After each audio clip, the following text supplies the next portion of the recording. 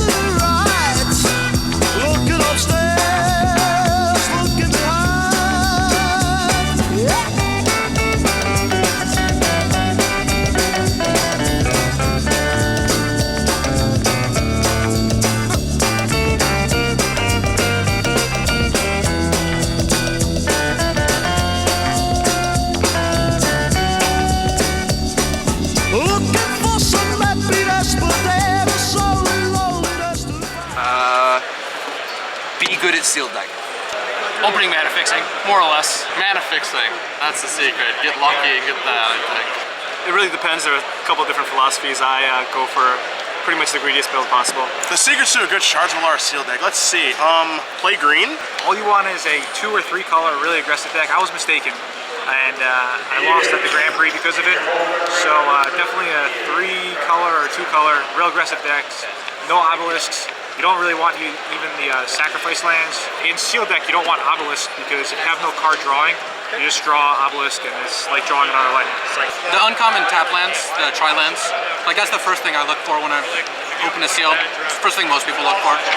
Because I mean, every sealed's gonna have powerful cards, but being able to cast them is, you know, more important than having that. Play green, hope to open up as many tri lands as possible, and hope to get a 5 color deck, I guess. And the obelisks are good in sealed. I was wrong. Because everybody's saying that it's too many mana sources and it slows you down. And all I was wrong. I thought they were bad. They're good. So. And I think about this format's more about the lands you open than the cards you get. It's always good to have a good pool. You've got to make a decision between whether or not your pool is the kind of pool that you're going to be planning on attacking, or you're going to be having the kind of pool that's going to be planning on casting really great spells. That's largely determined by the quality of your spells and the quality of your mana. So after you've figured that out, like if you have no mana fixing, then you've got really no business trying to be the awesome spell deck. Then I basically just go through and grab every card that I would like, if I have a reasonable number of fixers. Kind of if not, then I just go through and grab every card that I would put in a 5-color control deck. Count it up, see how many creatures it is, see if it has a reasonable curve. If my mana base is good enough and there's no color to cut, add in a couple of cards, round out the curve a bit, call it a deck. I've been fortunate enough to open a bunch of the tap lands and the sack lands, and I opened 4 obelisks, so it really allowed me to do whatever I want with my deck. So basically I just picked all my powerful cards and removal and just stuck it in there. I'm actually splashing blue for Cruel Ultimatum. So I've casted 4 times so far and it's won me all the games. When I was little, someone pointed out to me some constellations, but the Big Dipper's all I could see. That brontosaurus must have stood 1,000 miles high. Drafting is a completely different animal than sealed. It's way faster. I think the key is to not think of yourself as a shard, but just try to draft a consistent deck with good mana.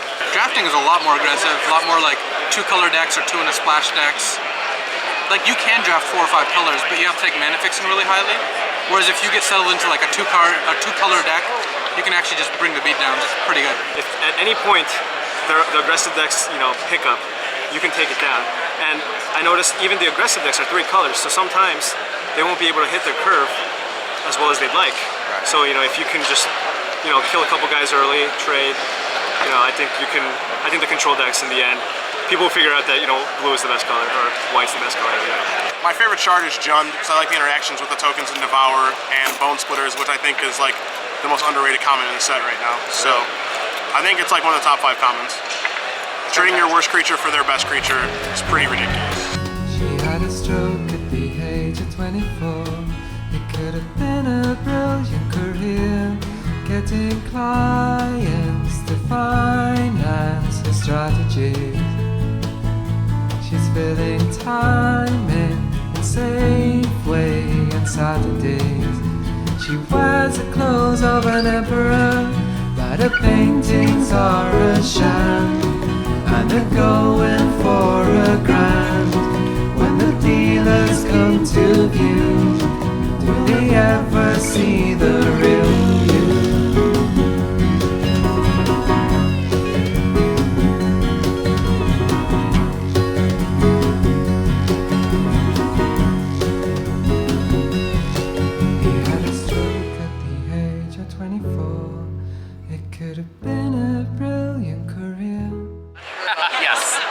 Yes, they can. Well, Maybe you could find a... See, that's the problem. Yes. Ow. Kithkin.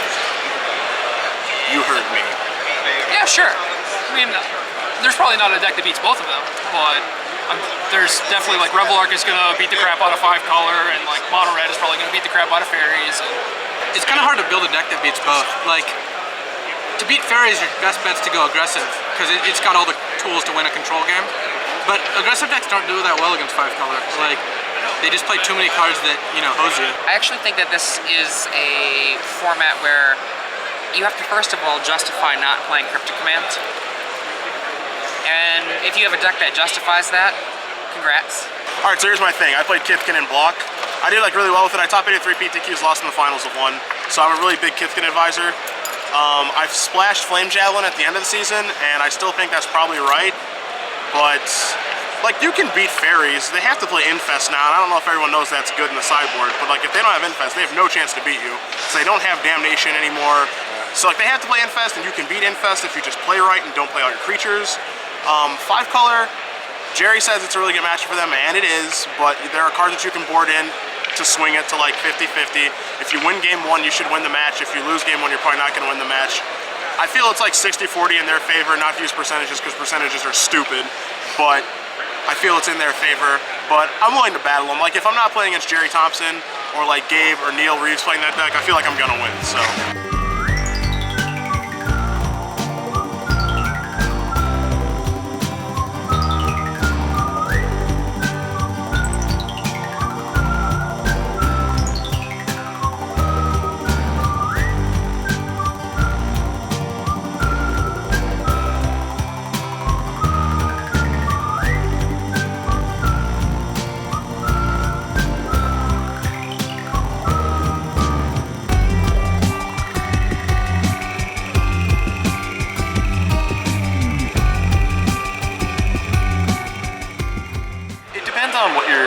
trying to accomplish. Like, Pro Tours are just, that's the highest level of Magic. It's where the most money is, where the most prestige.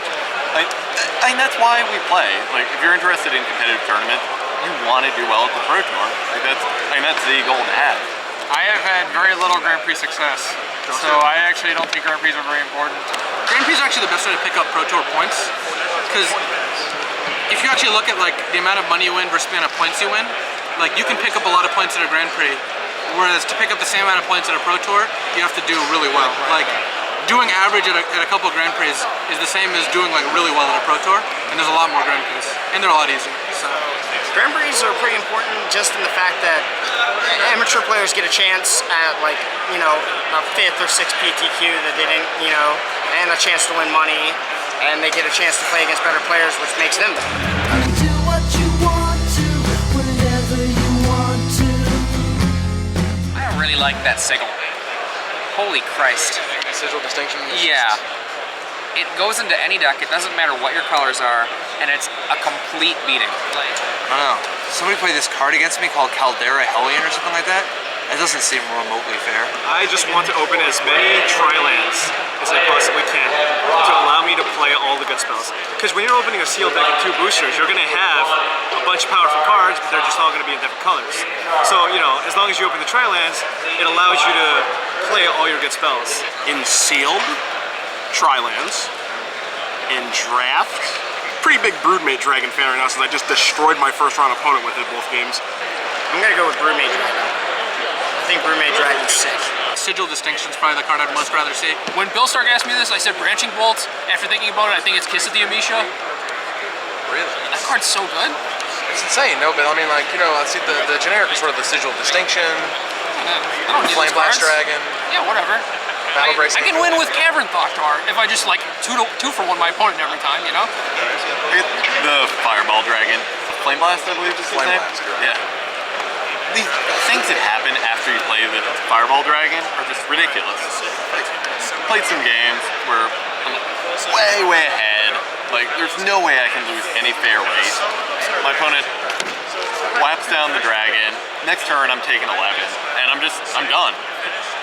The game just It's just over. It's like, what happened? I thought I was winning.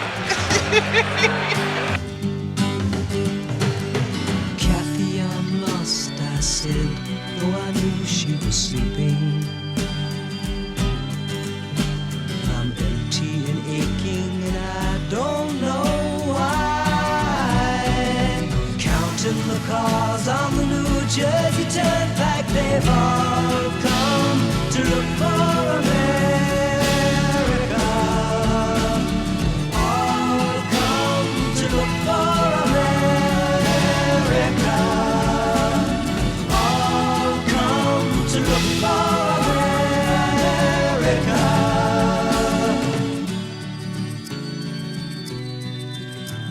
I always like the fatties.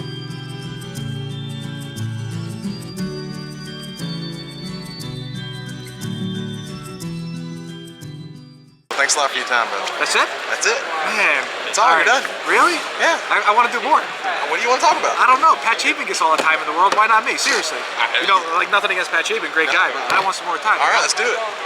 Talk about something. I got nothing, man. Evan Erwin impressions? I'm Evan Erwin. Magic show. What about trinket? I don't know.